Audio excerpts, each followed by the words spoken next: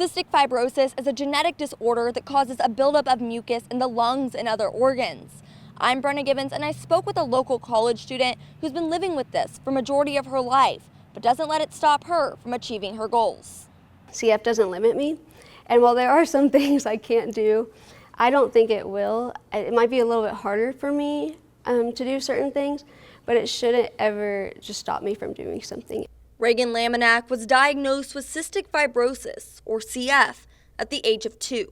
Growing up, it was very important that I knew how to take care of my medication and take care of my treatments. And so I'm super lucky with that, because going to college now with that change, I already have that independence. She told us that one of the biggest parts of her CF journey was from 4th to 6th grade. Starting in 4th grade, I was doing good. And then that summer, I got a mycobacterium, and it's a cousin to tuberculosis. And your body would just pass it through, no problem. But my body clinged onto it, and it's very aggressive.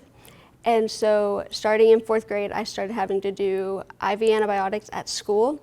She told us during that time, she was having to go to the hospital about every 6 months, making it hard for her to find her place in school. That's a time where you want to fit in. And it's kind of hard to fit in when I have a bag of IVs, medicines everywhere I go. Laminack says that one of the most difficult parts of having CF is that it can seem invisible. Looking at me, you would think I'm healthy and there's nothing wrong, but that's the thing with cystic fibrosis, is you can't see all of the things that are going wrong. I deal with a lot of nauseousness and fatigue because of my antibiotics, and so it's a lot of silent struggles that I've been through.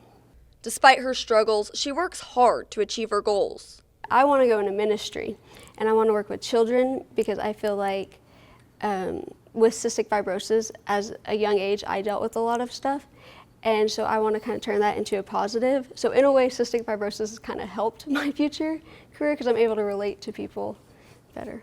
She says that it's important to raise awareness about cystic fibrosis because many people live with the same silent struggles as her every day. I think it's super duper important to educate people about my disease, because I know it enough to educate people, and I get to tell my story, and I think that's really important.